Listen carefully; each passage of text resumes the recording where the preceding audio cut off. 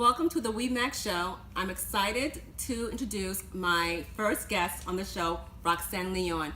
She's going to talk about her life experience that made her who she is today, her inspirational story, how she overcame certain challenges in life, and it's very interesting, and I hope inspires other women as yourself, okay?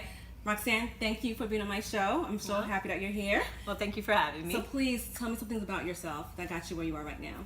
Well, I grew up in New York all my life, Queens to be exact. Where I initially grew up was in Woodside Projects. As having a single mother, and it's just me and my other sibling, which is my sister. Growing up in an environment like that, didn't seem so bad because it's something we, as a young child, you don't really worry about, you don't really think of the, the worst. So, and then of course during the time, my father was living with us, and he was the one that was initially taking care of us financially wise. The only thing that made more difficult was just having, the type of father figure that we had wasn't a father figure. I felt like he was just more of a stranger to us, and by that I mean he was very, verbally abusive. He thought of himself. He was very abusive with my mother, of course. He would take us to all these crazy routes of, drug runs and, coming across these, these people that we never even knew or what they were capable of doing. So, of course, because we're, at the age of being 5 at the time, and my sister was 4, we didn't think of any better. And then, of course, it just started becoming worse in time. He was just coming home late. He would, beat on my mother. Then, of course, put his frustration on us and us kids. Since my mom at the time, she was in love with him, and of course didn't have anything to her name. No funds, no money, nothing. So she really had no choice but to, deal with it. So it came to a point as, I became 6 and my sister is 5, then it just, I swear to you, it just got completely more worse. And he would come home late, and not only late, but just causing drama, problems, and just feeling the need to argue with my mother, and, sometimes physically beating her, and she, she dealt with it. And you witnessed all this? Of course. It was something that we dealt. And as I got on to understand that this is the type of man that this is a father figure that's, our own father, wasn't someone that I initially wanted him there. In the end, I didn't even want to be a part of him. And he, I guess I would, of course, protect my mother. We'd always go to her, hug her, say everything's okay. You're only 6 years old. How would you protecting your mother? Well, because sometimes having a comfort by going in front of her, or, trying to take initiative to be like, stay away from her, telling her, a grown man this. I felt the need that I had to, because in the end of the day, she was my mother. I saw she was in physical pain. Saw her being emotionally destroyed. I saw, you can see that she had nothing. She couldn't do anything on her behalf, but to just deal with it. And then one day, he decided to up and leave unexpectedly, which caved out a lot on my mother, because he completely left her with nothing. He left her back rent, not paid, took everything from us, and disappeared. And of course, you have my mother and my sister, initially feeling so bad and just crying and, feeling like everything was just gonna fall apart. And of course, trying to be, even though I was such a young age, but I understood, like, we're in that situation where it's like, we shouldn't have been. And I felt for her. And of course, by, trying to tell her that, everything will be okay, and, trying to just give some type of positive shine in the situation of what's going on. And to be honest, I was very glad that, he did leave, because to have someone like that around you constantly was just very toxic. It was just the settings that he would leave, the environment that he surrounded us in, it was just not something we should have been in. And in time, my mom just, drained out completely just felt, I guess how would you say, it just caved down on her completely, where she felt like she had nothing, and she would just, you know, laid out quietly, be very depressed, you know, cry and cry. And of course, me and my sister, you know, try to comfort her and try to, you know, let her know that, you know, we're here, we love you, you know, don't worry, you know, try to give her some positive, you know, positive mind and attitude and all that. And in time, she slowly, you know, tried to embracingly get better little by little, realizing, you know, at this point she has to take care of us. And she would tell us, like, yeah, you know what, she's like, you guys, I love you guys to death, I would never regret you guys. And she initially, you know, started taking baby steps. She would have to go and look for work, and then of course we had to stay home because of course she didn't have the money to afford babysitting. It just wasn't she just couldn't afford it. So we would just literally just me taking care of my sister, making sure I come home, making sure we're good, me and my sister's good. She would just initially just put all our food away, making sure everything's prepared for us. We were just responsible, just making sure that we did our homework, leaving it out for her. And then of course we wouldn't, you know, making sure to be the adult of the house. we had to, yes, of course I had to, because at the end of the day, my mom wasn't there enough to do it for us. She had to work. She had to provide for us. We had nothing. If not, we would be pretty much in the shelter or home, and that's something she didn't want for us. And she just was tired of settling, tired of being in public assistance, tired of accepting this is what she wanted, this is the life that she wanted. And she just kept working hard, just saving every dime she could do it. And of course, going back to college, that's her main focus. She was like, I need to get a better job, we need to get out of here. And she did. She would go back. She worked hard. We would never see her. And I told her I was very angry with a lot, that not seeing her often. But at the same time, I understood why. So, you know, it could have been worse, where she could have just left us like my father and abandoned us, and we could have ended up being in foster care. But no, she took an initiative to take care of us, and by that was sacrificing a lot by working every day, these minimum wage jobs, and also going to school at night, and then not seeing us, and coming home and going back at it again, and just making sure that we would get what we needed. Right. And then of course in time it got better.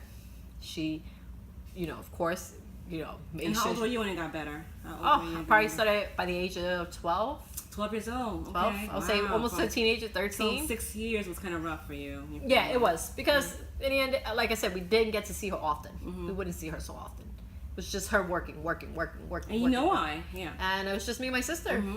Me and my sister were just there for one another, just to make sure that we got home, did what we had to do, and you know, make sure that my mom gets home, and she would, you know, make sure we were perfectly fine, and then go back at it again. Wow. So I know your mom's story, your mother's story inspired you a lot, but I know at age 17, that's when you became a young mother. Yes, that's when I had my first daughter, and yeah, that of course came a lot into interfering with my teenage life. Like I didn't get to enjoy my teenage life because at high school I was with a baby. So I honestly didn't regret that, because, you know, in the end of the day, she's my pride and joy to this day. But yeah, it was difficult because, you know, not only being pregnant at being a teenage girl pregnant, but also trying to go back to still going to school, trying to graduate.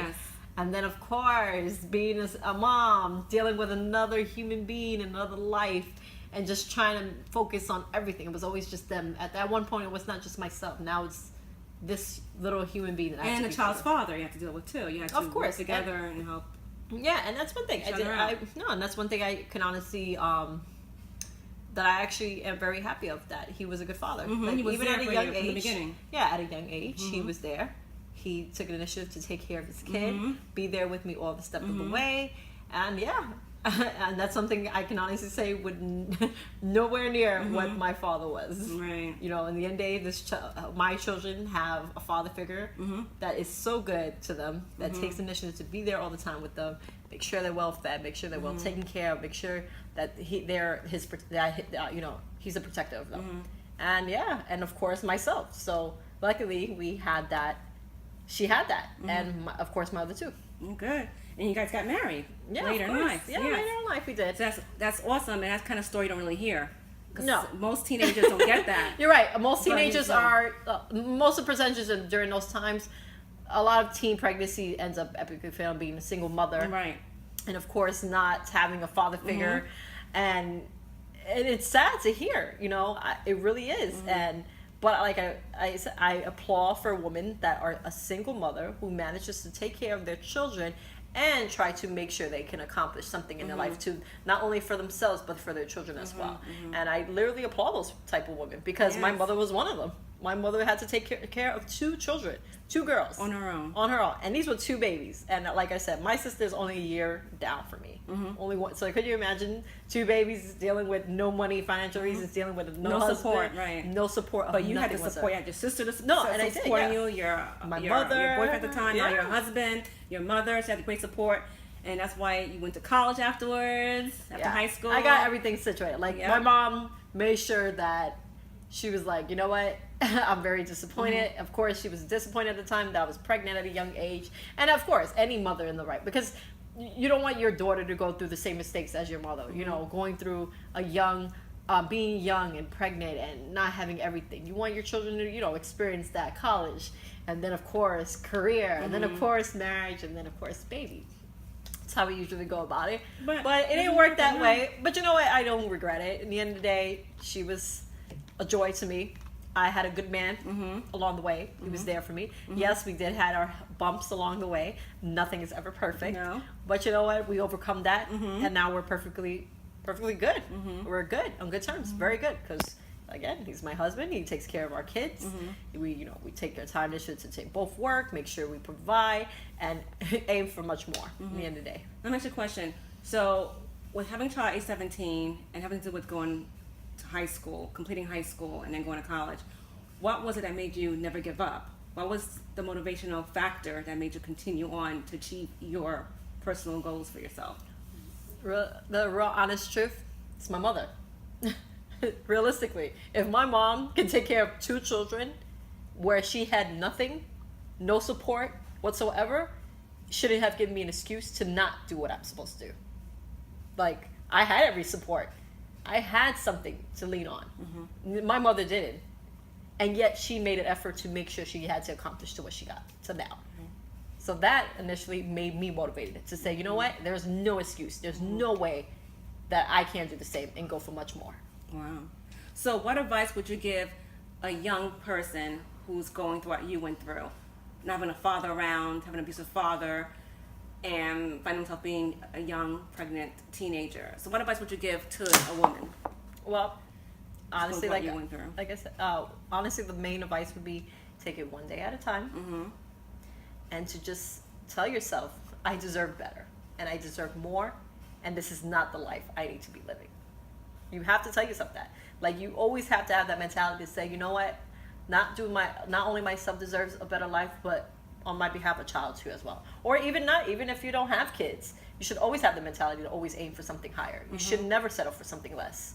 You know, you always successfully should never make excuses, because there are plenty of people that struggle every day, having nothing yet still make it to accomplishing, Like versus you to did. those You accomplished that a lot. versus to those that lean on something and still make excuses. And honestly, that's the difference with those. So that would be my best advice. Like, there is no excuse. Go for what you gotta go for, and take it one day at a time if you have to. I know you're young and you're a mother and a wife, so what's next for you? More things are happening for you? You know what? It's not even hope so. It's going to be so. Some And I business put- you want, right? Yep. In the future, I plan to figure out one the business, and so because not only that, something a legacy to leave behind, and of course for my children. And yeah, at the end of the day, I just wanted to just keep going down, making sure my children, everybody's good. Okay. So that was Roxanne Leon, who shared her story with us about how she overcame her challenges, and you can too. So this is why I always believe that Roxanne Leon is a woman of strength, and hopefully her story inspired you today to not give up, stay focused, take it one day at a time, and believe in yourself, okay? So again, thank you so much, Roxanne, for being here. No, and I thank love you. your makeup, by the way. Perfectly done. No, of course. She has some makeup skills too, people. Well, hopefully next time we'll try to do something like that. Yes, okay? All right, thank Thank you for having me. No problem. Thank you. Bye, guys.